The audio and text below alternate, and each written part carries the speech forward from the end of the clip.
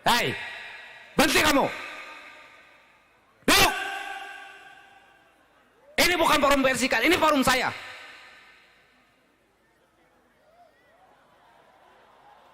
Siapa kamu? Turunkan spanduknya. Turunkan. Hei, jangan sok jago di sini kamu. Kegiatan acara Nganjang KA Rakyat yang berlangsung di Desa Sukamandijaya Kecamatan Ciasem, Kabupaten Subang, Rabu, 28 Mei 2025, malam berlangsung ricuh.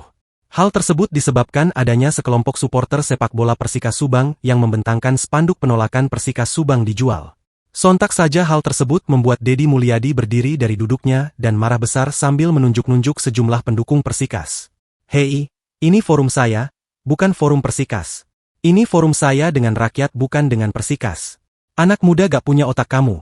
Teriak pria yang kerap disapa KDM ini di hadapan ribuan warga dan pejabat yang hadir, termasuk Sekda Jabar, Bupati Subang, dan wakilnya. Saya tidak terima Anda, saya cari kamu, timpalnya. Momen kemarahan KDM tersebut bertepatan dengan sesi acara di atas panggung suasana sedih. Suasana sempat hening saat KDM berhenti bicara.